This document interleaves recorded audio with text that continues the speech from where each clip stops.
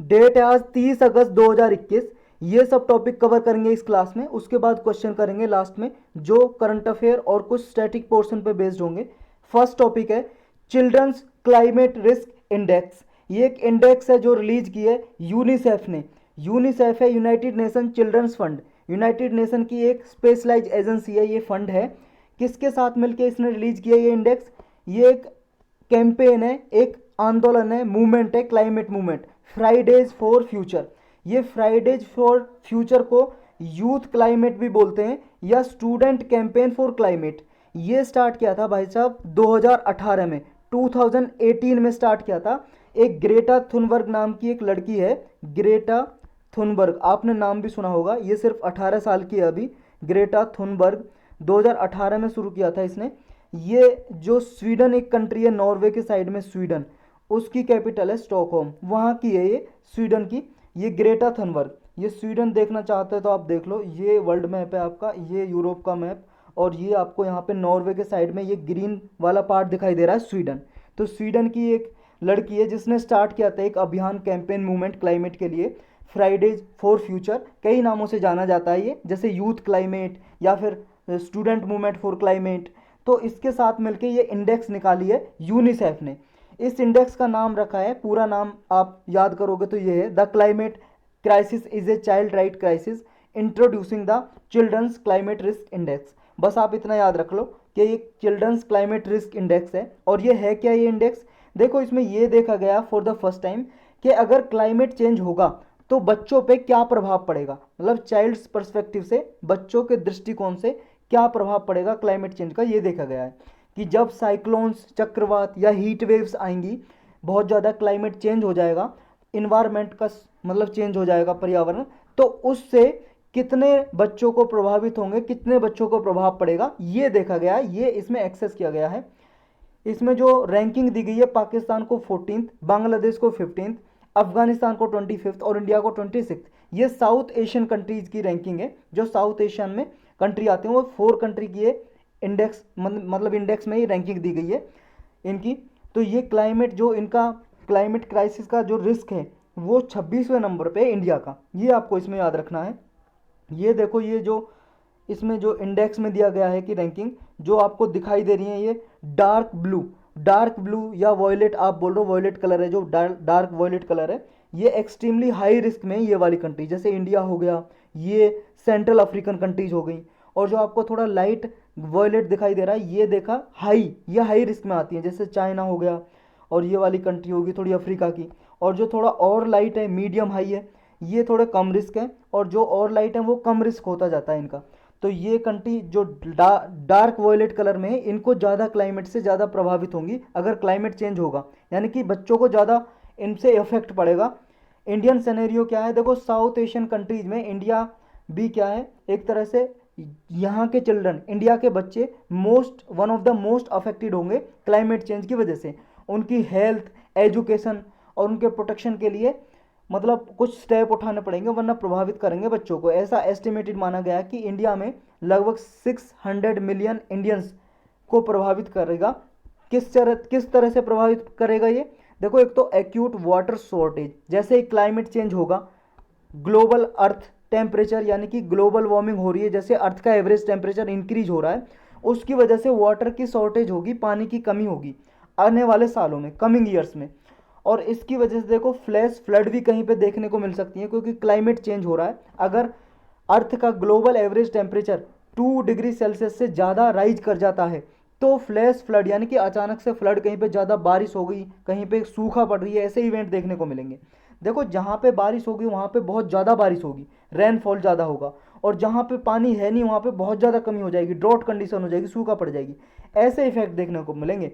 ऐसे नहीं होगा एवरेज, जैसे अभी आपको देखने को मिलता है कहीं पे बारिश ठीक ठाक है, एवरेज है, और कहीं पे ज़्यादा सूखा नहीं है। तो ऐसे इवेंट क्या है ना, ये एवरेज नहीं होंगे जब क्लाइमेट चेंज होगा। और मतलब अभी हो ही रहा है क्लाइमेट चेंज, तो अगर 2 डिग्री सेल्सियस से ज़्यादा अब टेम्परेचर बढ़ जाएगा, अभी जैसे मान लो अर्थ का ग्लोबल एवरेज टेम्परेचर 16.5 है मान लो, तो अगर ये 2 डिग्री से और ज़्यादा एवरेज टेम्परेचर बढ़ जाएगा, मान लो 18.5 डिग्री सेल्सियस हो जाएगा, तो ये एक्सट्रीम सिचुएशन जो होंगी ये देखने को मिलेंगी क्लाइमेट चेंज की वजह से, जिनकी वजह से बच्चों पे भी बहुत ज़्यादा प्रभाव पड़ेगा। और इंडिया तो आपको पता ही है भाई साहब, 2020 में भी पूरे वर्ल्ड में जो 30 सिटीज थी ना, 30 शहर थे पूरे वर्ल्ड में, पॉल्यूटेड शहर, जो सबसे ज़्यादा प्रदूषित ऐसे सिटी थी, शहर थे, उनमें से 21 तो इंडियन सिटीज़ थी। ये 2020 की रिपोर्ट है। और ग्लोबल सिनेरियो क्या है? ग्लोबल सिनेरियो ये है, जो सेंट्रल अफ्रीकन कंट्रीज़ हैं, जो हमने ऊपर मैप में देखी, जैसे रिपब्लिक, ये अब सेंट्रल अफ्रीकन रिपब्लिक है, जैसे चैड है, नाइजीरिया है, गिनी बिशो है, ये मोस्ट अफेक्टेड कंट्री हैं अफ्रीका में, सेंट्रल अफ्रीकन कंट्री। यहाँ के बच्चे भी बहुत ज़्यादा प्रभावित होंगे अगर इन्वायरमेंट चेंज होगा, बहुत ज़्यादा वनरेबल हैं, उन्हें भी water, sanitation, health care, education की सारी जो फैसिलिटीज़ हैं ये प्रभावित हो सकती हैं।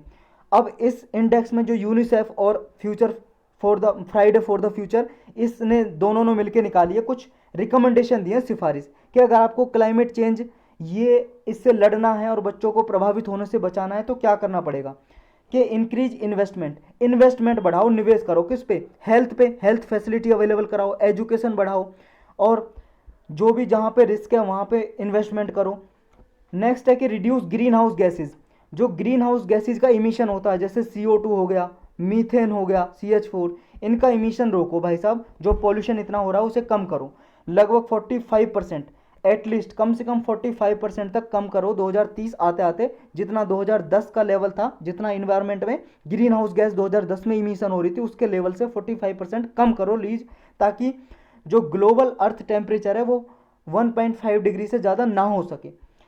अब नेक्स्ट है कि क्लाइमेट एजुकेशन प्रोवाइड करो, कि लोगों को बताओ भाई साहब क्लाइमेट एजुकेशन के बारे में, कि अगर आप इतना पॉल्यूशन फैलाओगे, ये धुआं वगैरह करोगे तो इससे क्या है, अफेक्ट पड़ेगा, आपको ही प्रभाव पड़ेगा, प्रभावित होगा, और आपकी वजह से लोग भी, इसमें लोगों को भी नुकसान देखने को मिलेगा। नेक्स्ट है कि include young people in decisions, इसमें क्या है, जो यंग पीपल हैं, नॉर्मल पीपल, उनमें अवेयरनेस लाओ और उनका डिसीजन मेकिंग में पार्टिसिपेशन बढ़ाओ।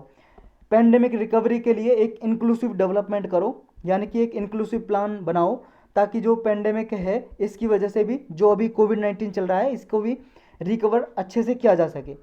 तो यही था इसके बारे में। नेक्स्ट टॉपिक है चिकनगुनिया वैक्सीन। देखो चिकनगुनिया आप सब लोग जानते हो, बीमारी है, ये क्या है, मच्छर के काटने से होती है।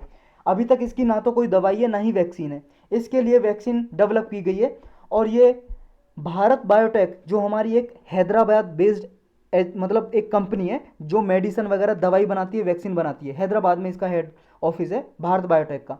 इसने जो वैक्सीन भी बनाई है हमारे इंडिया में कोविड-19 के लिए, तो इसने ये एक चिकनगुनिया की वैक्सीन बनाई है, उसका ट्रायल शुरू हो गया है, मतलब सेकंड और थर्ड फेज होना बाकी है, फर्स्ट फेज हो गया है इसका, इसके चिकनगुनिया की वैक्सीन के लिए। तो ये चिकनगुनिया का जो टीका है या वैक्सीन है, इंटरनेशनल वैक्सीन इंस्टीट्यूट है, इसके साथ मिलके इसने डेवलप की है भारत बायोटेक ने। और जो इंटरनेशनल वैक्सीन इंस्टीट्यूट है, ये भाई साहब बनाया गया था 1997 के लगभग, और एक नॉन प्रॉफिट ऑर्गेनाइजेशन है ये, जो इंटरनेशनल वैक्सीन इंस्टीट्यूट बनाया था।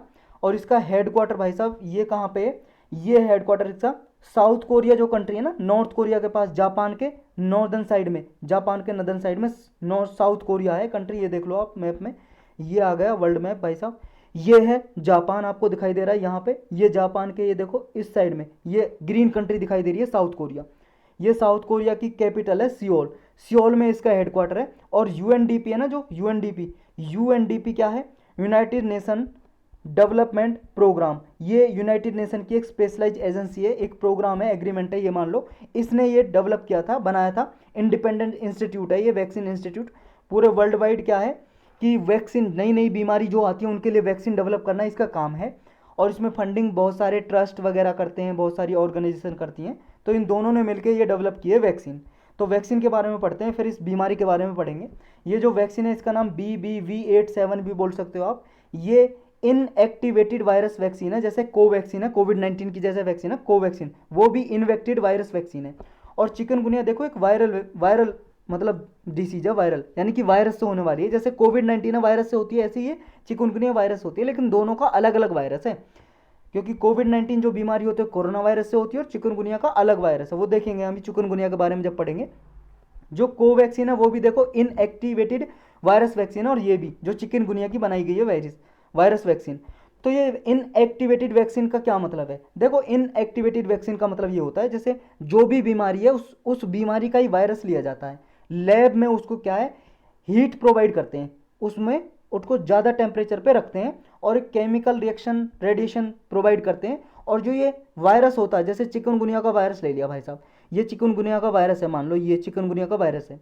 अब इसको हीट प्रोवाइड करी, अब ये क्या है, इनएक्टिवेटेड हो गया, मान लो ये मर गया, पैसिव फॉर्म में ये इनएक्टिवेटेड हो गया। अब क्या है, अगर इसे बॉडी में डालेंगे, इसे इंजेक्शन के जरिए मान लो इससे दवाई बना ली और ये मेडिसिन में मिला दिया और इसको अब बॉडी में डालेंगे, तो ये क्या है ना, नुकसान नहीं पहुंचा सकता। लेकिन हाँ, आप सबको पता है जब भी मान लो हमारी बॉडी में कोई फॉरेन सब्सटेंस आता है, फॉरेन सब्सटेंस का मतलब है कोई विदेशी पदार्थ घुस गया हमारी बॉडी में, हमारी बॉडी नहीं जानती, हमारी बॉडी के अंदर जो भी है भाई साहब उसे हमारी बॉडी जानती है, रिकॉग्नाइज करती है।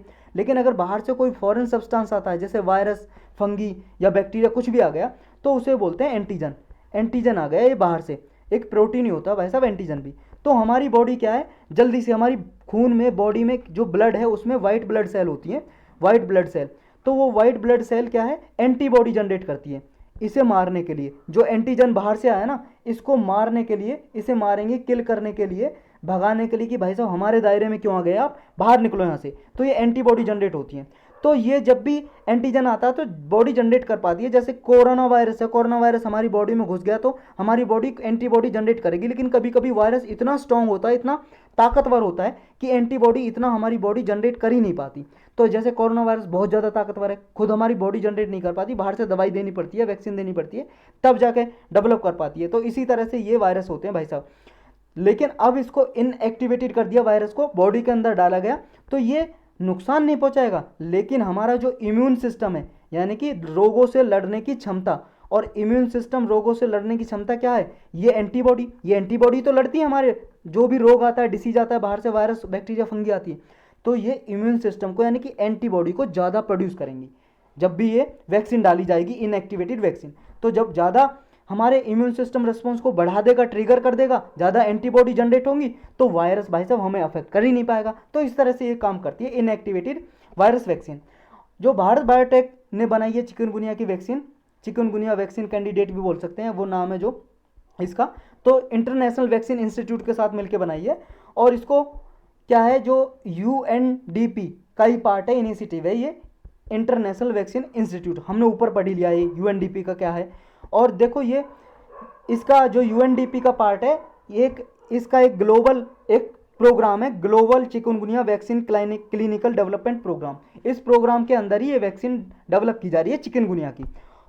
और इसे पैसा कहाँ से मिल रहा है भाई साहब, कौन दे रहा है इसे, फंड, मनी कौन प्रोवाइड कर रहा है डेवलप करने के लिए वैक्सीन। ये एक सेपी नाम की ऑर्गेनाइजेशन है, इंटरनेशनल नॉन प्रॉफिट ऑर्गेनाइजेशन, एक तरह से मान लो नॉन गवर्नमेंट ऑर्गेनाइजेशन इंटरनेशनल। जो बिल गेट्स का नाम सुना होगा ना आपने, अमेरिका का one of the richest person है बिल गेट्स, पूरे वर्ल्ड का one of the richest person है बिल गेट्स, उसका एक ये चैरिटेबल ट्रस्ट मान लो, NGO मान लो, उसका है ये CP, coalition for epidemic preparedness innovation. इसमें और भी गवर्नमेंट ऑर्गेनाइजेशन भी वगैरह भी इसमें पार्टिसिपेट करती हैं। एक तरह से ये जो इंटरनेशनल वैक्सीन डेवलपमेंट प्रोग्राम है इनका, यानी कि जो भी बीमारी होती है उनके लिए फंडिंग देता है बस ये सेपी, और वैक्सीन डेवलप करवाता है। तो ये भी इस चिकनगुनिया की वैक्सीन के लिए सेपी नाम का ये फंडिंग दे रहा है।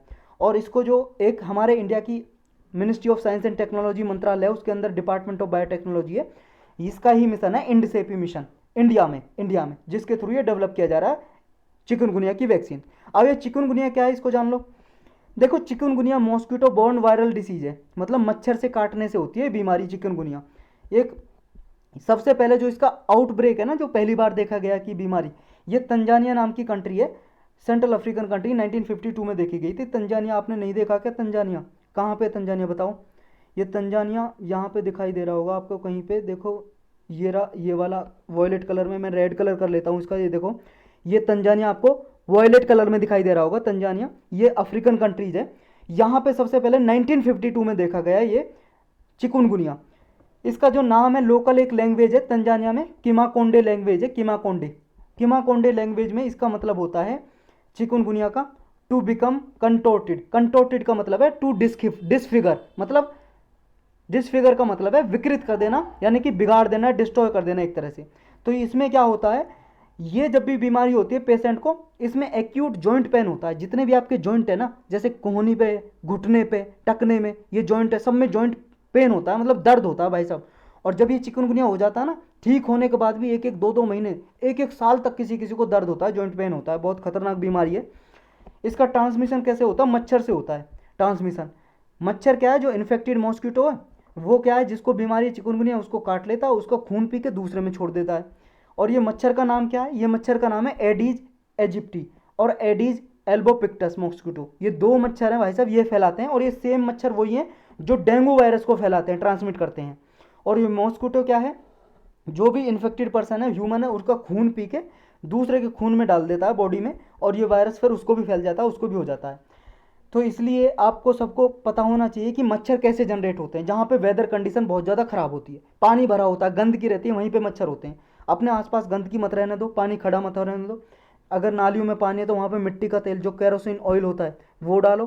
केरोसिन ऑयल डालते हैं तो क्या है, सरफेस टेंशन जो होता है उसका पानी का अफेक्ट कर देता है, और उसकी वजह से मच्छर पैदा नहीं होते उस गंदे पानी में। और इसके सिम्टम क्या है भाई साहब? चिकनगुनिया जब हो जाता है, इनके लक्षण क्या है? इससे देखो, जॉइंट पेन तो होता ही होता है, मसल पेन होता है, आपकी मांसपेशियां दुखने लगती हैं, हेड एक, सिर दर्द होता है, फीवर तो देखो होता ही, बुखार होता है, इसमें बहुत तेज बुखार होता है, नौसी, बेचैनी होती है, फटीक, थकावट हो जाती है, रैसेस बॉडी पे लाल लाल से धब्बे से हो जाते हैं। ट्रीटमेंट क्या है इसका? कोई भी इलाज नहीं है भाई साहब, ट्रीटमेंट कोई भी इलाज नहीं है इसका, ना कोई वैक्सीन है, ना कोई दवाई है, एंटी वायरल ड्रग कुछ भी नहीं है इसके लिए, कोई भी अवेलेबल नहीं है पर्टिकुलर। फिर इसे ठीक कैसे करते हैं? सिम्टम को ठीक करते हैं भाई साहब, लक्षण को, जैसे डेंगू को करते हैं, जैसे कोरोना को ठीक कर रहे हैं, कि जैसे मान लो बुखार हो गया, फीवर, तो फीवर की दवाई दे दी, जॉइंट पेन हो रहा तो जॉइंट पेन की दवाई दे दी, हेड एक, सिर दर्द हो रहा तो सिर दर्द की दवाई दे दी। ऐसे ठीक करते हैं इसे, सिम्टम को। रीज़न क्या है कि इतने ज़्यादा केसेस बढ़ते हैं इसके, मतलब चिकनगुनिया के? रीज़न है भाई साहब, देखो, urban areas, peri urban areas, मतलब शहरी क्षेत्र, और ये रूरल एरियाज। क्यों है? हाफेज, ये हैफेजार्ड अर्बनाइजेशन, कहने का मतलब ये है शहरीकरण बढ़ रहा है, लेकिन अच्छे से इसकी वो डेवलप नहीं, क्या कहते हैं उसको, अच्छे से इसका टाउन प्लानिंग के हिसाब से डेवलप नहीं किया जा रहा। अर्बन प्लानिंग के प्लानिंग करके कि यहाँ पे शहरीकरण बढ़ाया जाए, लोगों को यहाँ पे घर बनाए जाएं, ऐसे ही बढ़ रहा है। वहाँ पे क्या है, गंदगी बहुत ज़्यादा हो रही है, पानी इकट्ठा हो जाता है कहीं पे, उसकी वजह से मच्छर पनप जाते हैं। यानी कि कहीं पे मान लो सॉलिड वेस्ट और डेफिशिएंट वाटर और सॉलिड वेस्ट मैनेजमेंट, यानी कि जो वाटर, गंदा पानी है, गंदा कोई कचरा कूड़ा है, उसका मैनेजमेंट के लिए सही से अच्छे उपकरण नहीं है, सही से उसका मैनेजमेंट नहीं किया जा रहा है, उसकी वजह से हो रहा है ये चिकनगुनिया की ज़्यादा बीमारी, क्योंकि उनसे मच्छर पनप जाते हैं। Absence of specific antiviral drug, अब इस बीमारी के लिए भाई साहब कोई एंटीवायरल ड्रग भी नहीं है स्पेसिफिक, कि चिकनगुनिया हो गया तो ड्रग लगा दो, इंजेक्शन लगा दो, इसकी वजह से भी ज़्यादा फैलता है। गवर्नमेंट इनिशिएटिव क्या क्या है कि चिकनगुनिया को कंट्रोल करने के लिए ले गए, हमारी सरकार ने क्या कदम उठाए?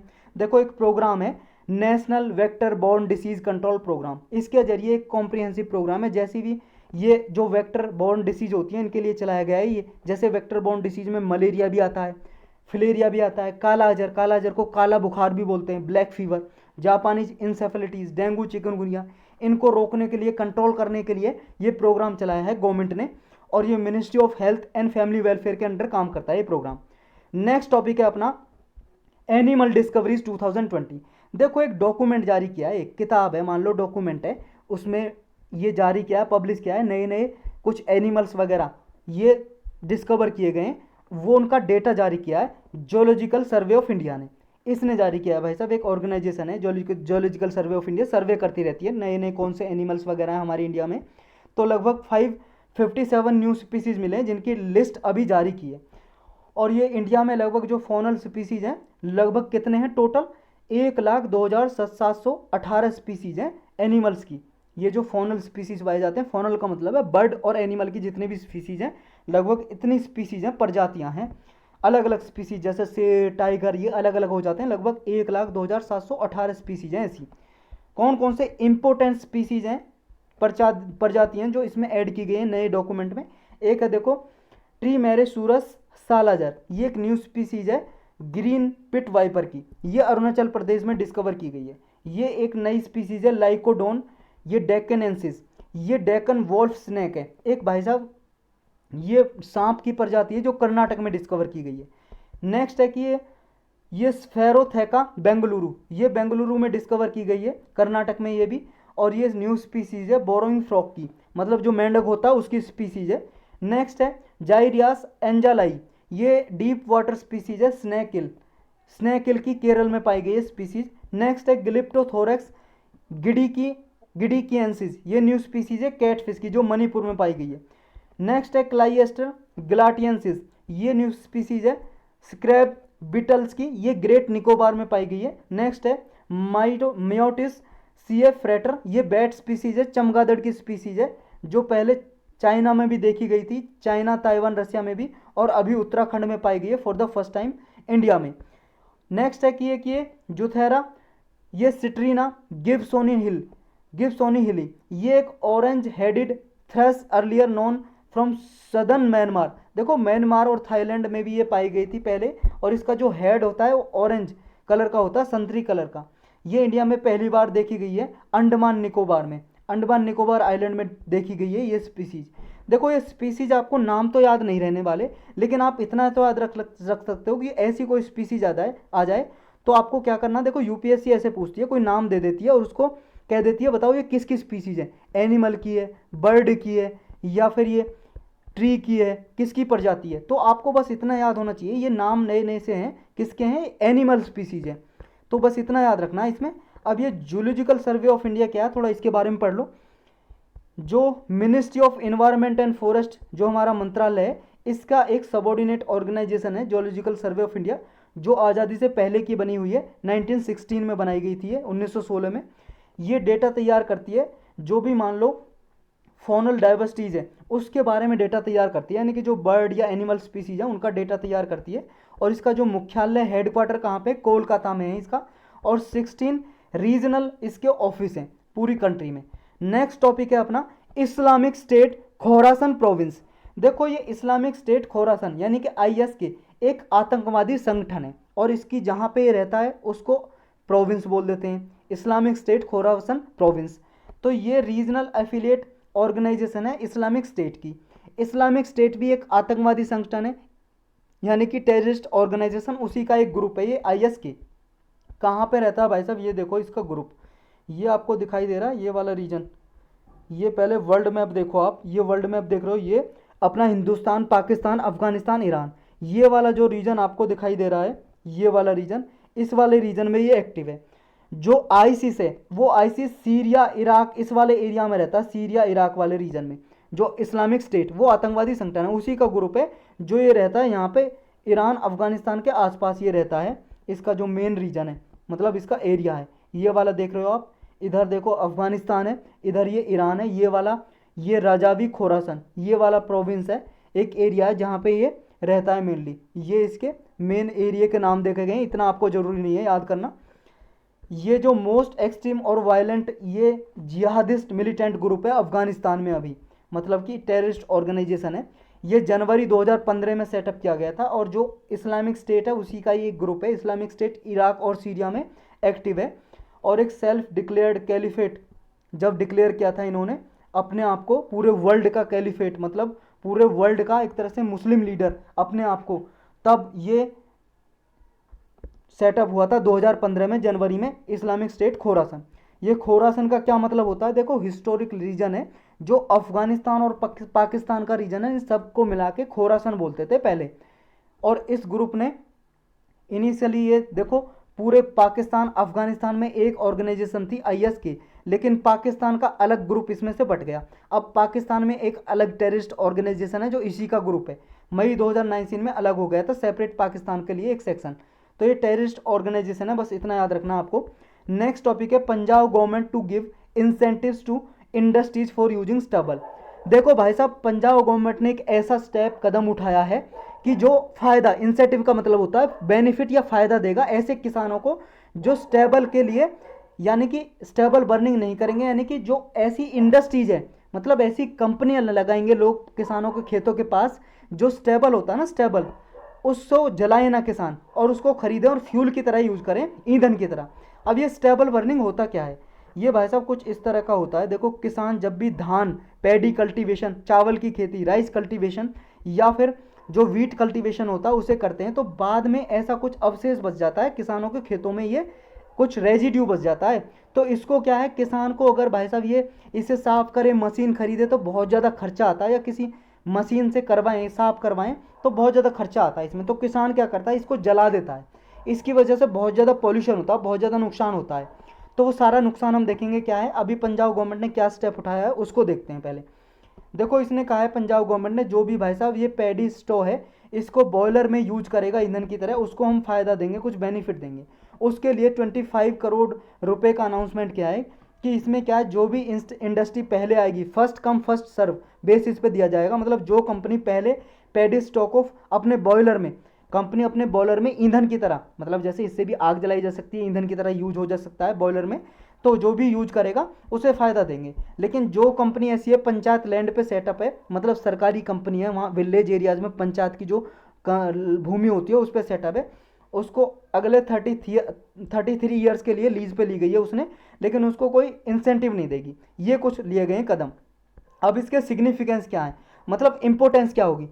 देखो इंपॉर्टेंस यही होगी भाई साहब, जो खरीफ क्रॉप होती है, जैसे पैडी कल्टीवेशन करते हैं किसान, धान की खेती करते हैं चावल की, अब इसे उगाने के बाद क्या है, अगली फसल भी बोनी होती है। जैसे अब जैसे एक चावल की खेती काट देंगे, अब ये सितंबर में कट जाएगी, अक्टूबर में कट जाएगी, और फिर नई फसल नवंबर में स्टार्ट हो जाएगी बोनी, और अक्टूबर नवंबर में स्टार्ट हो जाएगी। अक्टूबर में भाई साहब सरसों मस्टर्ड बोना स्टार्ट कर देंगे किसान, और नवंबर के लगभग कर देंगे, अक्टूबर नवंबर में गेहूं वीट बोना शुरू कर देंगे, यानी कि रबी की क्रॉप। जो देखो सर्दियों में फसलें बोई जाती हैं उन्हें रबी क्रॉप बोलते हैं, और जो ये बरसात में बोई जाती है उन्हें खरीफ क्रॉप बोलते हैं, खरीफ। और जो गर्मियों में होती है ना, लगभग खरीफ और रबी सीजन के बीच में, जैसे मार्च अप्रैल मई के सीजन में होती है, उन्हें बोलते हैं जायद, ZAID, जायद की क्रॉप। जैसे ककड़ी होगी, ककम्बर, या खीरा हो गया, या आपका हो गया भाई साहब तरबूज हो गया, वाटरमेलन, या फिर मस्क मेलन हो गया, खरबूजा। तो ये फसलें होती हैं जायद की। तो ये जब ये पैडी कल्टीवेशन बोई जाती है तो आगे वीट की जब खेती की जाएगी तो कम समय बचता है, हार्वेस्टिंग की करने में बहुत टाइम लग जाता है। तो भाई साहब क्या करते हैं, ये इनसे नुकसान हो जाता है सॉइल को। लेकिन अगर इस स्टेबल बर्निंग नहीं की जाएगी तो क्या है, बहुत ज़्यादा फायदेमंद होगा। सॉइल की फर्टिलिटी इंक्रीज होगी, सॉइल की जो मिट्टी की उपजाऊ भूमि है वो ज़्यादा इंक्रीज होगी। और जो माइक्रो ऑर्गेनिज्म जो होते हैं ना सॉइल में, ऐसे कीड़े होते हैं, इंसेक्ट होते हैं जो सॉइल को फ़ायदा पहुंचाते हैं, तो उनके लिए भी फ़ायदेमंद होगा अगर स्टेबल बर्निंग नहीं करेंगे। तो स्टेबल बर्निंग क्या होता है, वैसे तो हमने ऊपर भाई साहब डिस्कस कर ही लिया है सारा, ये आप एक बार पॉज करके पढ़ लेना, मैं जल्दी से बता देता हूँ। देखो जब भी फार्मर क्या है, वीट बोता है, चावल बोता है, तो उसको हार्वेस्ट करने के बाद, काटने के बाद जो अवशेष बच जाता है उसको जला देता है, उसी को बोलते हैं स्टेबल बर्निंग। इससे प्रभाव क्या पड़ता है, बहुत ज़्यादा ग्रीन हाउस गैस इन्वायरमेंट में निकलती है, जैसे कार्बन डाइऑक्साइड निकलती है, सल्फर डाइऑक्साइड, नाइट्रोजन डाइऑक्साइड, कुछ पार्टिकुलेट मैटर निकलते हैं इसके जलाने से। और फार्मर इसे जलाता क्यों है, देखो जिसलिए जलाता है, कोई अल्टरनेटिव यानी कि कोई विकल्प ही नहीं है फार्मर के पास कि इसको यूटिलाइज कर सके। नेक्स्ट क्या है, फार्मर क्या है, इल इक्विप्ड होता है, मतलब कि उसके पास ऐसी ना तो टेक्नोलॉजी है ना मशीन है जिनकी वजह से उसको उखाड़ के फेंक दे किसान। और अगर मान लो कोई मशीन से उखड़वाए तो फार्मर को लेस इनकम होती है भाई साहब। वैसे ही किसान को खेती करने के बाद जो फसल बेच के आता है कम पैसा मिलता है, और इसमें इसको जो स्टबल है उसको भी उखड़वाने के लिए मशीन को पैसा देगा वो, जिसके पास भी मशीन है। तो भाई साहब किसान कहाँ से पैसा देगा, उसके पास तो इनकम वैसे ही कम है, तो किसान के पास कोई विकल्प ही नहीं बचता जलाने के अलावा।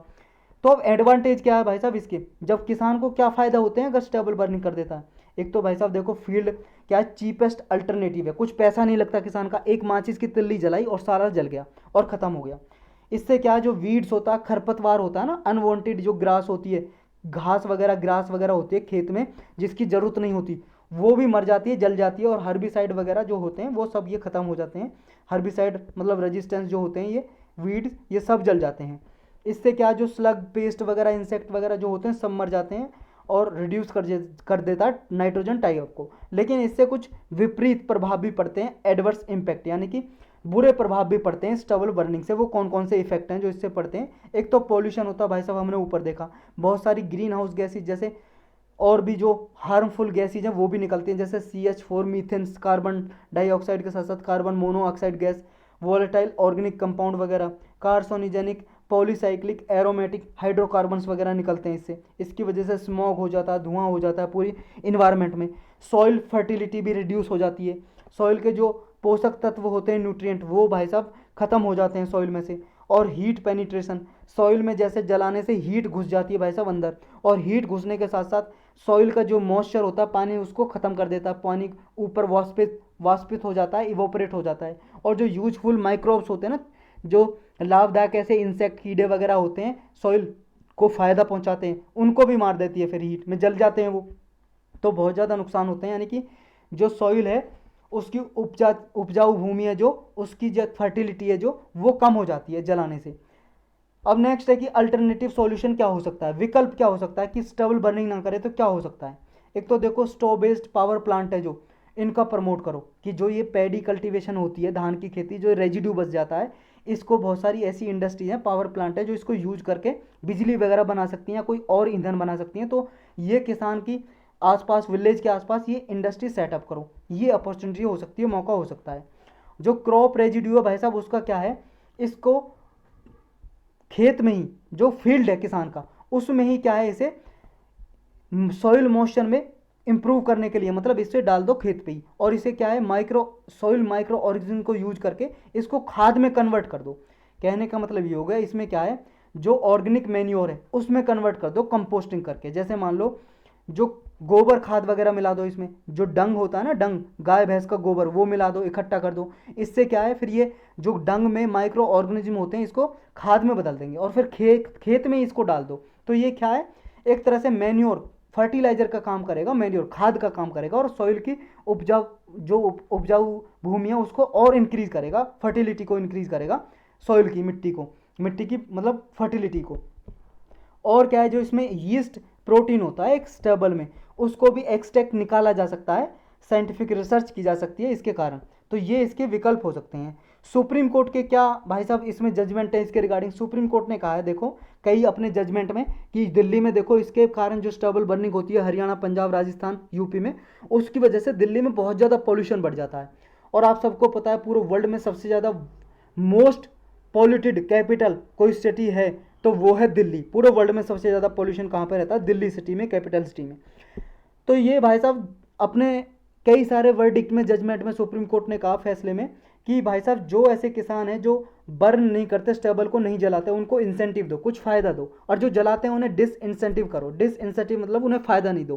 कैसे फ़ायदा नहीं दो कि जो मिनिमम सपोर्ट प्राइस है, जो एमएसपी, किसान जब अपनी खेती करने के बाद अपनी फसल मंडी में बेचने जाते हैं, तो मंडी में बेचने जाते हैं तो उन्हें भाई साहब कम पैसा दो, उनका इतना दाम मत दो जिन्होंने स्टेबल बर्निंग किया है, ऐसा कुछ लेके आओ तरीका। नेक्स्ट है छत्तीसगढ़ मॉडल भी अपना सकते हैं भाई साहब। ये छत्तीसगढ़ मॉडल क्या है, देखो छत्तीसगढ़ में एक, छत्तीसगढ़ गवर्नमेंट ने बहुत सारे गोठन ये एस्टेब्लिश किए। गोठन क्या है, देखो जो किसान का खेत है उन खेतों के आसपास ही 5 एकड़ जमीन का प्लॉट लिया, 5 एकड़ जमीन ली, 5 एकड़ प्लॉट लिया, उसमें नए ये गोठन बनाए विलेज लेवल पे। गोठन का मतलब वहाँ पे जितना भी ये स्टबल है ना वहाँ इकट्ठा किया, और वहाँ क्या है इसका ऑर्गेनिक फर्टिलाइजर में कन्वर्ट कर दिया। कहने का मतलब इसमें वही डंग वगैरह डाला, नेचुरल एंजाइम वगैरह डाले, मतलब कोडंग गाय का गोबर डाला इसके अंदर, और ये कन्वर्ट कर दिया फर्टिलाइजर में, ऑर्गेनिक फर्टिलाइजर बन गए, ये खाद बन गया। और इससे क्या है, लोग जो रूरल यूथ हैं, ग्रामीण क्षेत्र में जो लोग रहते हैं उनको एम्प्लॉयमेंट भी मिला, रोजगार। वो गोबर को लेके आते हैं यहाँ पे खेत के पास डालते हैं, उन्हें पैसा भी मिलता है, इनकम जनरेट होती है, रोजगार मिल गया, काम भी मिल गया उन्हें। तो गवर्नमेंट ने क्या है, इसको गवर्नमेंट ने सपोर्ट किया कि जो पराली वगैरह है, पराली उसको भी बोलते हैं स्टेबल को, जो धान के कटने के बाद जो रेजिड्यू अवशेष बच जाता है वो पराली है, जो इसको नियरेस्ट जो गोठन है उसमें लाया जाए, फार्म के पास यानी कि खेत के पास लेके आया जाए। लगभग ऐसे स्टेट में 2000 गोठन्स बनाए छत्तीसगढ़ गवर्नमेंट ने। तो ऐसा कुछ फॉर्मूला अपना सकते हैं इस एरिया में जहाँ पे स्टेबल बर्निंग होती है। तो यही था इसके बारे में। नेक्स्ट टॉपिक है अपना सॉवरेन गोल्ड बॉन्ड स्कीम। देखो इसका 4th फेज अभी आरबीआई ने लॉन्च किया है, अनाउंस किया है कि सॉवरेन गोल्ड बॉन्ड स्कीम है जो 2021-22 के लिए लॉन्च की है। ये अगस्त सितंबर मतलब 30 अगस्त से लेकर 3 सितंबर 2021 तक ये सब्सक्रिप्शन करा सकते हैं अपना इसमें, इस स्कीम के अंदर कोई भी, आपके पास भी गोल्ड है, सोना है, आप भी करा सकते हो। ये स्कीम क्या है, देखो स्कीम ये है 2015 में ये स्कीम लॉन्च की थी, सॉवरेन गोल्ड बॉन्ड स्कीम। क्या है ये स्कीम, देखो भाई साहब आप सबको पता है बहुत सारा गोल्ड, सोना हम बाहर से इंपोर्ट करते हैं, बाहर देश से हम खरीदते हैं, परचेज करते हैं, इंपोर्ट करते हैं, आयात करते हैं। अब गवर्नमेंट ने सोचा भाई साहब ये जो इतना सारा सोना हम बाहर से परचेज करते हैं, डॉलर देते हैं, डॉलर हमारा खर्च हो जाता है, तो आरबीआई ने सोचा क्यों ना हम ये जो हमारे देश में जितने लोग रहते हैं आप सबको पता है सोने के बहुत ज़्यादा, आपको पता है गोल्ड के बहुत ज़्यादा शौकीन हैं, इंटरेस्टेड हैं, और महिला तो बहुत ज़्यादा सोने के कुंडल, सोने के बाली, सोने के क्या क्या पहनते हैं, हार वगैरह, सबके घरों में सोना होता है।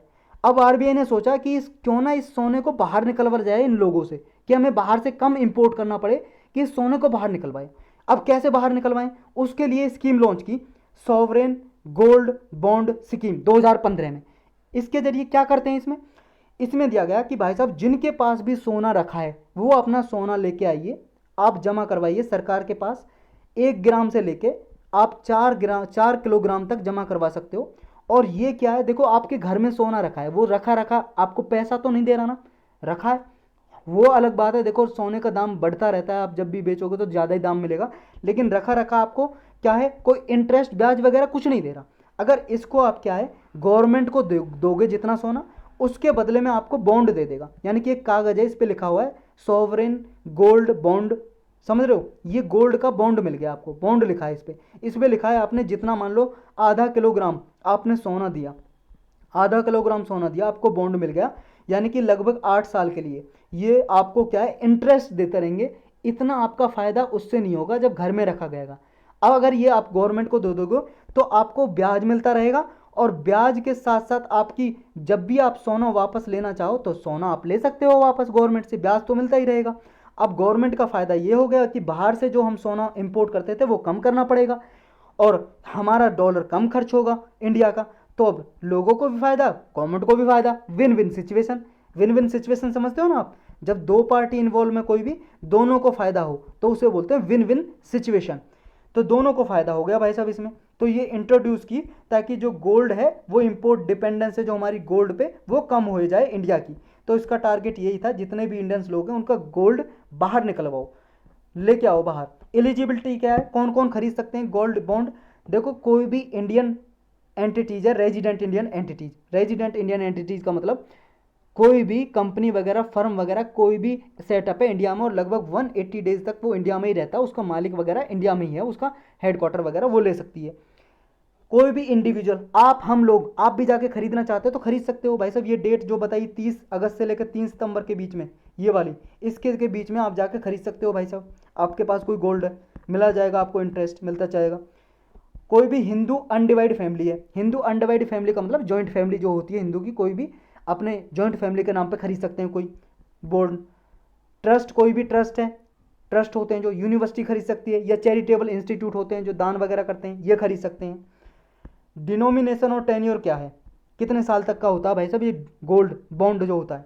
देखो हम इसमें क्या है, 1 ग्राम, कम से कम 1 ग्राम के सोने से लेके 4 किलोग्राम तक खरीद सकते हैं, और ये 8 साल का पीरियड होता है। ये बॉन्ड का मेच्योरिटी पीरियड कितना होता है, 8 साल, और एग्जिट कर सकते हैं 5 साल के बाद।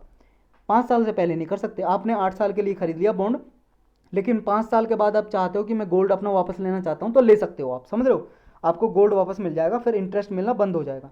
मिनिमम और मैक्सिमम लिमिट कितनी है, तो मिनिमम देखो 1 ग्राम तक सोना दे के हम बॉन्ड खरीद सकते हैं, और मैक्सिमम है 4 किलोग्राम तक इंडिविजुअल के लिए। कोई भी इंडिविजुअल आदमी है वो 4 किलोग्राम सोना जमा करके उसको दे दिया जाएगा गोल्ड बॉन्ड। 4 किलोग्राम से ज़्यादा अगर कोई इंडिविजुअल जाएगा, 4 किलोग्राम से ज़्यादा उसे नहीं दिया जाएगा फ़ायदा। नेक्स्ट है कोई हिंदू अनडिवाइड फैमिली है, वो भी 4 किलोग्राम तक ले सकती है। कोई भी ट्रस्ट है या सिमिलर एंटिटीज है, वो एक फिजिकल ईयर में 20 किलोग्राम तक की उसकी लिमिट है, मतलब कोई कंपनी एंटिटीज है कोई भी ऐसी, उनको 20 किलोग्राम तक की लिमिट है उनकी।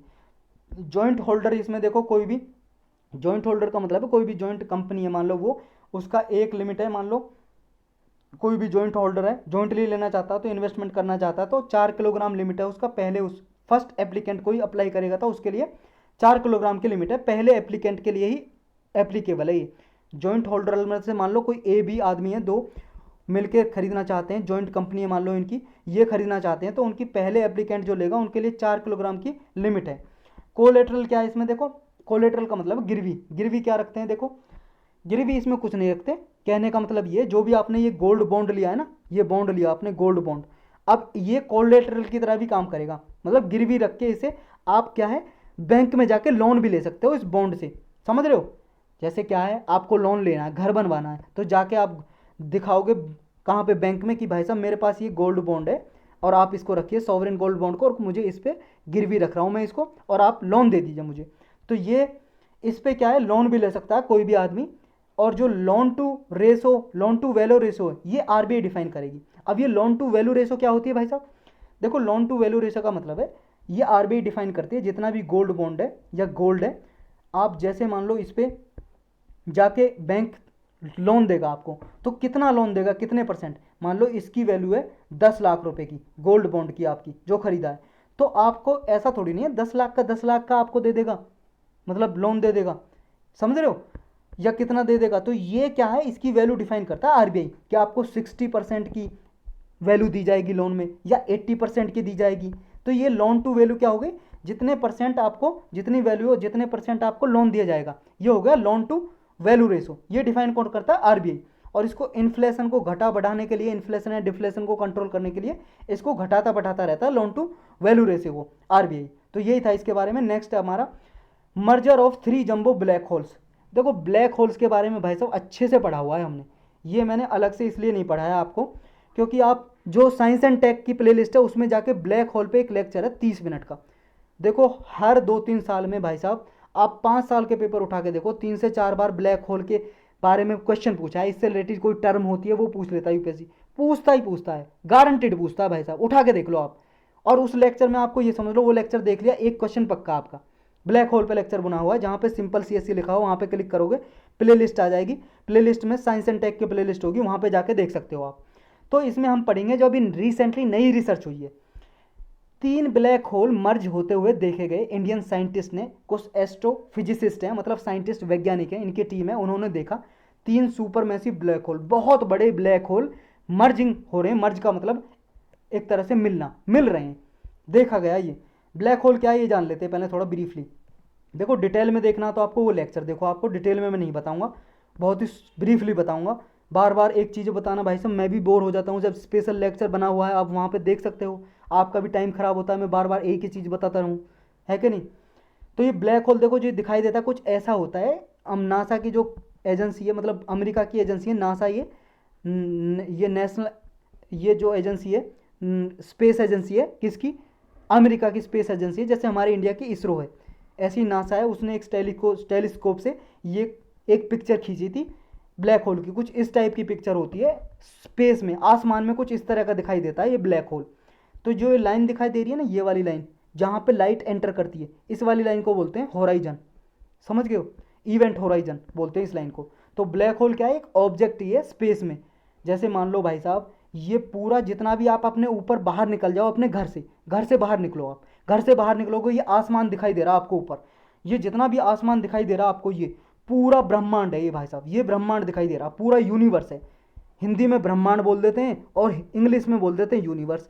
ये पूरा यूनिवर्स में बहुत सारी गैलेक्सीज हैं, ये आपको गैलेक्सीज दिखाई दे रही हैं, ये स्टार दिखाई दे रहे हैं, तारे, ये गैलेक्सीज दिखाई दे रही हैं। अब गैलेक्सीज को हम जूम कर दें तो गैलेक्सीज कुछ इस तरह की दिखाई देंगी गैलेक्सीज। और गैलेक्सीज में भी हमारी जो गैलेक्सी है जिसमें हम रहते हैं उसका नाम है मिल्की वे। मिल्की वे, दुग्ध मेघला हिंदी में बोलते हैं, मिल्की वे। अब इस मिल्की वे को भी हम जूम कर दें, जैसे आप इमेज करते हो ना जूम अपने उसमें, किसमें? फ़ोन में, और जो आपके फेस पे कोई पिंपल्स भी होती है वो दिखाई दे जाती है, ऐसे ही ये समझ लो हमने जूम कर दिया गैलेक्सी को। और गैलेक्सी के अंदर होते हैं ये सोलर सिस्टम, और हमारा ये सोलर सिस्टम है, एक सन है, ये स्टार है, एक तारा है, इस स्टार के चारों ओर 8 ग्रह घूम रहे हैं, ये मरकरी, वीनस, अर्थ, मार्स, जुपिटर, सैटर्न, यूरेनस और नेपच्यून, ये ग्रह घूम रहे हैं भाई साहब। और ये अर्थ है जिस पे हम रहते हैं, आप सबको पता है, जिसमें हम बैठे हैं लेक्चर देख रहे हैं। और ये जो है भाई साहब सोलर सिस्टम, ऐसे ही गैलेक्सी में, और हर एक गैलेक्सी में साइंटिस्ट बोलते हैं, वैज्ञानिक, हर एक गैलेक्सी में कम से कम एक ब्लैक होल तो होता ही है। और ये ब्लैक होल देखे गए भाई साहब, ये अभी 3 ब्लैक होल मर्ज कर रहे हैं, ये देखे गए, तो कुछ इस तरह से मर्ज कर रहे हैं, ये इमेज है कुछ ली गई। तो ये ब्लैक होल क्या हो गया? एक ऑब्जेक्ट है स्पेस में, आसमान में, जिसकी डेंसिटी बहुत ही ज़्यादा होती है, बहुत ही ज़्यादा डेंसिटी होती है। और ग्रेविटी, मतलब ग्रेविटी क्या है? गुरुत्वाकर्षण बल, जैसे अर्थ पे भी, अर्थ की भी ग्रेविटी है, कोई चीज़ आप ऊपर फेंकते हो तो क्या है? अर्थ की एक फोर्स है, बल है, अपने ऊपर, मतलब दोबारा से गिर जाता है अर्थ के ऊपर ये चीज़। जैसे मान लो बॉल फेंकी आपने ऊपर, कुछ दूर ऊपर तक जाएगी और फिर अर्थ से अपनी तरफ खींच लेगी, तो ये क्या? ग्रेविटी, अर्थ की ग्रेविटी खींच लेती है, गुरुत्वाकर्षण बल, समझ रहे हो। जैसे आपके पास भी तो फोर्स है भाई साहब, आपके पास फोर्स है, कोई आपसे दूर जाता है, हाथ पकड़ के खींच लेते हो, समझ रहे हो, ऐसे अर्थ के पास भी फोर्स है तो ये अपनी तरफ खींच लेती है, ये ग्रेविटी है। तो ये ब्लैक होल की भी बहुत ही ज़्यादा स्ट्रांग ग्रेविटी होती है, कोई भी चीज़ें अपनी तरफ खींच लेती है। इवन लाइट, अगर लाइट भी भाई साहब जाती है ना, लाइट की तो भाई साहब बहुत ज़्यादा फोर्स होती है। लाइट जब भी जाती है, जैसे अर्थ क्या है, अर्थ लाइट को अपनी तरफ नहीं खींचती, टकरा के वापस चली जाती है, समझ रहे हो। अर्थ तभी तो हमें दिखाई देती है कोई भी चीज़। जैसे मान लो यहाँ पे चेयर है, मान लो यहाँ पे पेन पड़ा हुआ है, पेन, ये पेन है। अब ये पेन क्या है, पेन पे लाइट टकराई और लाइट टकरा के वापस चली गई। तो जब लाइट टकरा के वापस चलेगी और हमारी आंखों पे आकर टकराएगी तभी तो हमें पेन दिखाई देता है। लेकिन क्या है, ब्लैक होल ऐसा क्या है, लाइट को वापस नहीं भेजता, लाइट को अपने अंदर खींच लेता है ये, और इस वजह से हमें ब्लैक होल दिखाई नहीं देता, इनविजिबल होता है, इसलिए हम बोलते हैं ब्लैक होल। वो तो भाई साहब दूरबीन होती है, टेलीस्कोप होती हैं, कुछ ऐसी इमेज देखी गई, आंखों से हम नहीं देख सकते इसे। तो ये क्या है, एक तरह से जो बाउंड्री होती है जहाँ पे ये ब्लैक होल की जो बाउंड्री होती है उसे इवेंट होराइजन बोलते हैं, और जहाँ पे ब्लैक होल के अंदर जो भी चीज़ जाके इकट्ठा हो जाती है उसे बोलते हैं सिंगुलैरिटी। अब अच्छा डिटेल में आपको जानना है इवेंट होराइजन, ब्लैक होल के बारे में, सिंगुलैरिटी, वो वाला लेक्चर देखो आप। इतना इसमें मैं इतना ही बताऊंगा बस। इसके कुछ और की फैक्ट देख लेते हैं। जो अभी 3 ब्लैक होल का मर्जिंग देखा, मिलते हुए देखे, इसमें देखा कि जो 3 ब्लैक होल है वो मर्ज कर रहे हैं और ये गैलेक्सी का पार्ट है टोकेन कॉन्स्टेलेशन में। कॉन्स्टेलेशन का मतलब एक स्टारों का समूह, एक ग्रुप है स्टार का, वो टोकन कॉन्स्टेलेशन में एक गैलेक्सी में देखा गया, ये पार्ट मर्जर देखा होता गया। मतलब एक जो दूरबीन होती है ना, टेलीस्कोप, उनसे देखा गया, साइंटिस्ट ने देखा। ये बहुत सारी दूरबीन है, जैसे UVIIT अल्ट्रावायलेट इमेजिंग टेलीस्कोप, ये एस्ट्रोसेट है, ऑब्जर्वेटरी है, ये फर्स्ट इंडियन स्पेस ऑब्जर्वेटरी है एस्ट्रोसेट। और एस्ट्रोसेट के अलावा यूरोपियन इंटीग्रल फील्ड, ये ऑप्टिकल टेलीस्कोप है जिसका नाम है म्यूज, ये म्यूज में लगा हुआ है, वेरी लार्ज टेलीस्कोप। इससे देखा गया, ये चिली में है। चिली कंट्री कहाँ पे, ये भाई साहब चिली कंट्री यहाँ पे, ये देखो यहाँ पे ब्राज़ील के पास बोलेविया, और ये चिली कंट्री है साउथ अमेरिकन कॉन्टिनेंट में। तो ये एक टेलीस्कोप, और भी कई सारे टेलीस्कोप है, जैसे साउथ अफ्रीका में ऑप्टिकल टेलीस्कोप, ये infrared images from optical telescope, इससे ली गई। मतलब इन टेलीस्कोप से डेटा लिया साइंटिस्ट ने, इन सारे टेलीस्कोप से, और फिर डेटा से देखा कि मर्जिंग हो रहा है किसका, ब्लैक होल का, 3 ब्लैक होल का। देखो ये सारे जो जितने भी टेलीस्कोप है ना, इनका याद करने का कोई मतलब नहीं है, ये तो बस बता दिए कि किससे डेटा लिया गया, ये कोई पूछने वाला नहीं है आपसे। बस आपकी इन्फॉर्मेशन के पता ले होना चाहिए, इन्फॉर्मेशन के लिए पता होना चाहिए कि आपको किससे डेटा लिया है ये। क्वेश्चन कैसे आता है, क्वेश्चन आता है भाई साहब इनसे कि ब्लैक होल की जो मर्जिंग लिया गया है इससे क्या फ़ायदा होगा, मतलब क्या इससे बेनिफिट होंगे। बेनिफिट देखो ये होता है भाई साहब, अभी तक हम ये देख रहे हैं, साइंटिस्ट को ये नहीं मिला है कि यूनिवर्स की ओरिजिन कैसे हुआ, मतलब जो ब्रह्मांड है उसकी उत्पत्ति कैसे हुई, यूनिवर्स की उत्पत्ति, ओरिजिन, ब्रह्मांड का जन्म कैसे हुआ, अर्थ कैसे बनी। अभी तक बिग बैंग थ्योरी है जो उसी को मानते हैं हम, बिग बैंग थ्योरी, लेकिन अभी भी उस पर कुछ डाउट रहते हैं बिग बैंग थ्योरी पे। बिग बैंग थ्योरी आपने पढ़ी होगी, ज्योग्राफी में भी, फिजिक्स में भी पढ़ी होगी आपने बचपन में। तो ये यूनिवर्स के बारे में पता लगाएंगे, कैसे उत्पत्ति हुई, ये इसका मेन मकसद रहता है कि अर्थ कैसे बनी, जीवन कैसे आया अर्थ पे, ये सब क्वेश्चन के आंसर ढूंढने के लिए ये रिसर्च करते रहते हैं साइंटिस्ट। मेन मकसद यही होता है। देखो ऑप्शन में आपको ऐसा ऑप्शन मिले ना, यूनिवर्स की उत्पत्ति ओरिजिन के लिए कुछ फ़ायदा, तो आंख बंद करके वो ऑप्शन टिक कराना, मेन मकसद यही होता है इनका डिस्कवरीज का। तो इंपॉर्टेंट लर्निंग क्या मिलेगी इस डिस्कवरी से, इससे ये देखा जाएगा कि जो presence of third black hole है, ये हमारी जो पारसेक प्रॉब्लम है इसको सॉल्व कैसे करेगा। पारसेक प्रॉब्लम क्या है इसके बारे में जानेंगे। देखो पारसेक का मतलब होता है लगभग एक पारसेक में होता है 3.26 लाइट ईयर्स, और लाइट ईयर क्या है, एक साल में जो लाइट है जितनी दूरी तय करती है, डिस्टेंस दूरी करती है, उस डिस्टेंस को बोलते हैं लाइट ईयर, समझ गए। और लाइट आपको सबको पता है, जो रोशनी है आपके घर में भी रोशनी आ रही है, सूरज से भी रोशनी आ रही है, इस कितनी स्पीड से चलती है ये, इस स्पीड है लगभग अराउंड 3 लाख किलोमीटर प्रति सेकंड। एक सेकंड में भाई साहब 3 लाख किलोमीटर चल जाती है ये, 3 लाख किलोमीटर प्रति सेकंड। मतलब अगर मीटर में माने तो हम 3 × 10⁸ मीटर पर सेकंड लिखते हैं हम इसे, समझ गए। 3 × 10⁸ का मतलब है 3 के पीछे 8 जीरो लगा दो, 8 जीरो लगा दोगे तो मीटर पर सेकंड में आ जाएगा, वरना 3 लाख किलोमीटर पर सेकंड के तरह भी याद रख सकते हो आप। तो एक साल में लाइट जितनी दूरी ट्रेवल करती है उसे लाइट ईयर बोलते हैं, और 3.26 लाइट ईयर में एक पारसेक होता है। तो ये पारसेक की प्रॉब्लम भी सॉल्व कर पाएंगे अगर इसमें कुछ डिस्कवरी होगी, और इसे फाइनल पारसेक प्रॉब्लम भी बोलते हैं कि जो क्लोजर आ रहे हैं, मर्ज कर रहे हैं ब्लैक होल, ये एक दूसरे की काइनेटिक एनर्जी को ट्रांसफर कर रहे हैं। और काइनेटिक एनर्जी होती है भाई साहब, कोई भी मूविंग बॉडी है उसमें क्या है, गति होती है। जैसे कोई भी बॉडी मूव कर रही है, समझ रहे हो, kinetic energy is equal to होता है फॉर्मूला, इतना वैसे साइंस आपको पढ़ने की जरूरत नहीं है, एम वी स्क्वायर होता है। एम का मतलब मास और वी का मतलब वेलोसिटी। कोई भी बॉडी जिसमें मास है और किसी वेलोसिटी से चल रही है तो उसमें काइनेटिक एनर्जी होती है, काइनेटिक एनर्जी ऊर्जा।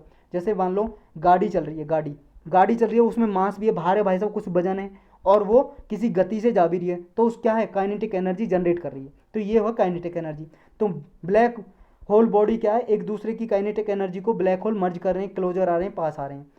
अब जो थर्ड ब्लैक होल की सॉल्यूशन है कि प्रॉब्लम कैसे सॉल्व कर सकता है, देखो थर्ड ब्लैक होल क्या है, इस तरह से कर सकता है प्रॉब्लम सॉल्व, क्योंकि जो दो ब्लैक होल जो मर्ज कर रहे हैं वो बहुत ही दूर हैं अभी। अब जब ब्लैक होल ये तीसरा पास आ जाएगा तो ये इनकी दूरी कम हो जाएगी, थोड़ी मर्ज कर जाएंगे, समझ रहे हो, इस तरह से करेगा। इसकी सिग्निफिकेंस क्या है इस डिस्कवरी के, देखो एक तो वही हो गया यूनिवर्स का ओरिजिन जानना हमें, एक हो गया ये एक्टिव गैलेक्टिक न्यूक्लियाई के बारे में पता चलेगा। ये एक्टिव गैलेक्टिक न्यूक्लियाई का मतलब है सुपर मैसिव ब्लैक होल, बहुत ही बड़ा, लगभग मिलियंस ऑफ टाइम बड़ा सन से, जो सूरज है हमारा आपको पता कितना बड़ा, उससे भी बहुत ज़्यादा बड़ा। ये एक्टिव गैलेक्टिक न्यूक्लियाई जो पेयर्स है इसको डिटेक्ट कर पाएंगे। लेकिन क्या है, जो ट्रिपल AGN है वो एक्सट्रीमली रेयर होता है, मतलब 3 ब्लैक होल एक साथ मर्ज करें बहुत ही दुर्लभ देखने को मिलता है। ये देखा गया एक्सरे ऑब्जर्वेशन से, मतलब जो ये टेलीस्कोप से देखा डेटा। और ये AGN क्या है हमने देख लिया ऊपर, सेवरल मिलियंस, 1 मिलियन में 10 लाख होता है, कई लाखों गुना सोलर मास होता है इसका साइज में, मतलब सूरज से बहुत ज़्यादा बड़ा होता है, और गैलेक्सीज के सेंटर में होता है, बीच में होता है, जिसे बोलते हैं एक्टिव गैलेक्टिक न्यूक्लियाई। तो यही था भाई साहब इस टॉपिक के बारे में, और लेक्चर भी इतना ही था। अब हम क्वेश्चन करेंगे, आज बहुत बड़ा लेक्चर हो गया भाई साहब, लेकिन आपको इन्फॉर्मेशन बहुत मिली होगी। पहला क्वेश्चन है, आपको बताना है गवर्नमेंट एक्सपेंडिचर जो इंडिया में होता है वो कौन सा ऐसा खर्चा है गवर्नमेंट का जो ट्रांसफ़र पेमेंट में नहीं आता, does not constitute transfer payment. तो आपको बताना कौन सा ट्रांसफ़र पेमेंट में नहीं आता। आपके ऑप्शन है पहला कि payment which are made by the government to its employees, जो पेमेंट अपने सरकारी कर्मचारियों को देती है गवर्नमेंट, क्या वो ट्रांसफ़र पेमेंट में नहीं आता। इंटरेस्ट पेमेंट, कोई गवर्नमेंट ने लोन लिया है और उस पर जो ब्याज दे रहा, क्या वो ट्रांसफ़र पेमेंट में नहीं आता। ऐसी पेमेंट जो सोशल वेलफेयर प्रोग्राम के लिए दी गई है, लोगों के कल्याण के लिए ऐसा पैसा दिया गया, क्या वो ट्रांसफ़र पेमेंट में नहीं आता। 1 2 1 3 1 ओनली 2 3, देखो भाई साहब 1 और 2 नहीं आते। और ये जो सोशल वेलफेयर प्रोग्राम में दिए जाते हैं पैसे, जो मतलब डोनेट किए जाते हैं, दान में दिए जाते हैं, ऐसे पैसे को बोलते हैं ट्रांसफ़र पेमेंट, ऐसे खर्चे को। तो ये नहीं ये आता है ट्रांसफ़र पेमेंट में, और हमें बताना कौन सा नहीं आता। तो पहले 1 2 नहीं आता, तो ए आंसर हमारा करेक्ट हो जाएगा। नेक्स्ट आपको बताना है कि जो मजूली आइलैंड है, ये भाई साहब ब्रह्मपुत्रा जो रिवर है असम में बना हुआ है, मजूली आइलैंड एक रिवर आइलैंड है। ये रिवर बह रही है ब्रह्मपुत्रा रिवर, और रिवर के बीचों बीच आइलैंड बना हुआ है, चारों तरफ रिवर से घिरा हुआ है, और यहाँ पे भूमि है। यहाँ पे ये बताना इसके बारे में कौन सी स्टेटमेंट करेक्ट है। जो मजूली आइलैंड है वर्ल्ड का लार्जेस्ट, सबसे बड़ा आइलैंड है, जो रिवर आइलैंड है और ब्रह्मपुत्रा रिवर पे बना हुआ है, और यहाँ पे लोग भी रहते हैं। यहाँ पे असमीज जो लोग हैं, असम के लोग, वो न्यू वैश्व नेवाइट कल्चर फॉलो करते हैं, मतलब भगवान विष्णु की पूजा करते हैं वो। और ये फर्स्ट आइलैंड है जिसको इंडिया ने डिस्ट्रिक्ट डिक्लेयर किया हुआ है।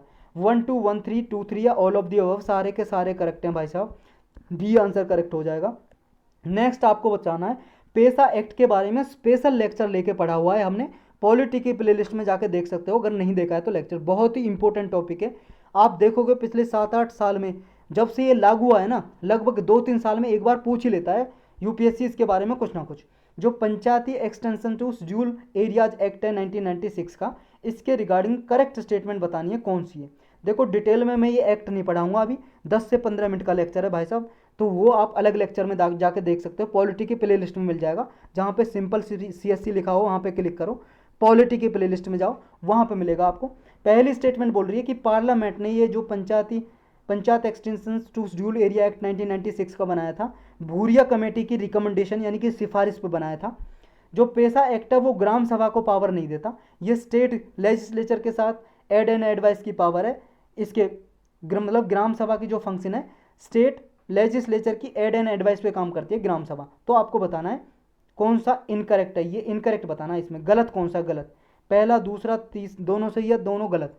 देखो भाई साहब दूसरा गलत है, क्योंकि ये जो एक्ट है ग्राम सभा को पावर देता है, ना कि स्टेट लेजिस्लेचर को। ग्राम सभा की एड एंड एडवाइस पे फिर स्टेट लेजिस्लेचर कुछ लॉ नियम कानून बनाती है शेड्यूल एरियाज के लिए। शेड्यूल एरिया क्या है, पैसा एक्ट क्या है, वो लेक्चर देखो जाके। तो हमें इनकरेक्ट बताना है, यानी कि दूसरा गलत हो जाएगा, बी आंसर करेक्ट हो जाएगा। और एक चीज़ देख लो, ये ग्राम सभा क्या है। ग्राम सभा होती है किसी भी विलेज में 18 साल से ऊपर जितने भी लोग हैं, वुमन या मैन, लड़का लड़की कोई भी 18 साल से ऊपर है जिसे वोट देने का अधिकार है, वोट बनी हुई है जिसकी, वो सब क्या है, ग्राम सभा में आते हैं वो। नेक्स्ट आपको बताना है, जो गांधी जी ने, महात्मा गांधी जी ने कुछ ऑर्गेनाइजेशन और न्यूज़पेपर बनाए थे, पब्लिश किए थे, कौन कौन से थे वो, ये बताना आपको। Indian Natal Organisation, Indian Mirror, Indian Opinion. 1 3 2 3 1 2 3 या 3 ओनली। देखो भाई साहब जो इंडियन मिरर है वो बनाया था देवेंद्र नाथ टैगोर ने, चलाया था देवेंद्र नाथ टैगोर ने।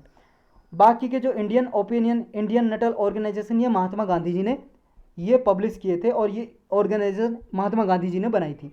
तो 1 3 हमारा करेक्ट हो जाता है।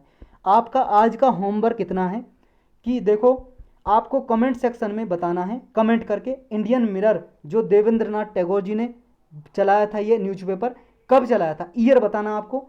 और ये बताना इंडियन ओपिनियन महात्मा गांधी ने कब पब्लिश किया था और ये ऑर्गेनाइजेशन कब बनाई थी। देखो जो भी बच्चा जवाब देगा मैं उसी को ही कोई रिप्लाई किया करूँगा जो कोई क्वेश्चन पूछता है। वरना भाई साहब जो इतना ज़्यादा इंटरेस्ट चीज़ नहीं है, बस मज़े मज़े में कर रहा है, आईएएस कोई मजाक थोड़ी ना है। अगर आप सीरियस हो तो जवाब देना, और जो जवाब देगा मैं उसी का ही जवाब दिया करूँगा, रिप्लाई क्या करूँगा। कोई मैं इतना ठाली थोड़ी ना बैठा हूँ भाई साहब, मुझे थोड़ी ना पैसे मिल रहे हैं इस लेक्चर बनाने के, ये सब कुछ करने के। तो आप जवाब दोगे तो मैं ही आपको रिप्लाई करूँगा। और देखो ऐसा नहीं है किसी बच्चे ने रिप्लाई कर दिया तो दूसरा बच्चा ये कहेगा उसने रिप्लाई कर दिया मैं क्यों करूँ। चाहे किसी ने किया हो, नहीं किया हो, या मैंने किसी को रिप्लाई कर दिया हो, तो आपको देना है, अपना अपना काम करना है आपको। चाहे किसी ने दिया हो नहीं दिया हो, आपको जवाब देना है इनका। नेक्स्ट आपको बताना, कराची सेशन जो 1931 में हुआ था इंडियन नेशनल कांग्रेस का, ये क्यों इम्पोर्टेंट है, इसकी क्या महत्वपूर्ण है हमारे जीवन में, मतलब क्या इसकी इंपॉर्टेंस थी जब ये हुआ था। कांग्रेस ने इस सेशन में डिसाइड किया था कि सेकंड राउंड टेबल कॉन्फ्रेंस होगी, उसमें हिस्सा लेना है, पार्टिसिपेट करना है। जो कांग्रेस है उसने लॉन्च किया था second phase of civil disobedience movement का, दूसरा फेज लॉन्च किया था सीडीएम का। नेक्स्ट है C, Congress spelt out what swaraj would means for the masses, कि कांग्रेस ने पहली बार ये बताया था कि स्वराज का मतलब जो फ्रीडम है, स्वराज है, उसका मासेज के लिए, बहुत सारे लोगों के लिए क्या ज़रूरत है, या नन ऑफ द अबव। देखो इसका सही आंसर है सी। इसमें कांग्रेस सेशन जो हुआ था कराची सेशन, और जो किसने ये हेड किया था, मतलब कौन इसका चेयरमैन था, वल्लभ भाई पटेल जी थे। वल्लभ भाई पटेल जी इसके चेयरमैन थे, मतलब प्रेसिडेंट थे, अध्यक्ष थे। और इसमें पहली बार ये बताया था कि मासिस के लिए स्वराज का क्या मतलब है, यानी कि उनके लिए फंडामेंटल राइट फ्रेम किए थे और कुछ इकोनॉमिक प्लानिंग ये लेके आए थे, 2 डॉक्यूमेंट। तो इसलिए ये समझा जाता है कि ऐसा पहली बार कांग्रेस ने बताया था कि लोगों के लिए स्वराज का क्या मतलब है। तो सी आंसर करेक्ट हो जाएगा। नेक्स्ट आपको बताना है, ड्यूरिंग साल्ट डिसओबीडियंस, जो साल्ट सत्याग्रह चला था भाई साहब, कांग्रेस वर्किंग कमेटी ने किस किस पे प्रतिबंध लगाए थे, क्या क्या इवेंट चलाए थे जब गांधी जी को अरेस्ट कर लिया गया था साल्ट सत्याग्रह के बाद। आपको बताना कौन कौन से कांग्रेस वर्किंग कमेटी ने क्या क्या चलाया था, कौन कौन से करेक्ट है ये बताना है। कांग्रेस वर्किंग कमेटी ने चलाया था नो चौकीदार टैक्स कैंपेन जमींदारी एरियाज में। नेक्स्ट चलाया था, कैंपेन का मतलब होता है अभियान, कि टैक्स मत भरो, चौकीदार टैक्स मत भरो, ये अभियान चलाया था जमींदारी एरियाज में, जो क्षेत्र थे ऐसे जहाँ पे जमींदारी सिस्टम था। नेक्स्ट है non payment of revenues in ryotwari areas, जितने भी जहाँ पे रैयतवारी टैक्स वसूला जाता था अंग्रेजों के द्वारा, वहाँ पे नो पेमेंट ऑफ रिवेन्यू, ये एक अभियान चलाया था। वायलेशन ऑफ फॉरेस्ट लॉज, जो सेंट्रल प्रोविंस थी वहाँ पे फॉरेस्ट लॉज का उल्लंघन करना, ऐसे फॉरेस्ट कानून थे उनका उल्लंघन करना, ये क्या था कांग्रेस वर्किंग कमेटी ने। आपको बताना करेक्ट कौन सा, 1 2 2 3 1 3 या ऑल ऑफ दी अबव। सारे के सारे करेक्ट हैं भाई साहब, डी करेक्ट आंसर हो जाएगा। नेक्स्ट टॉपिक कुछ नहीं है, खत्म हुआ लेक्चर।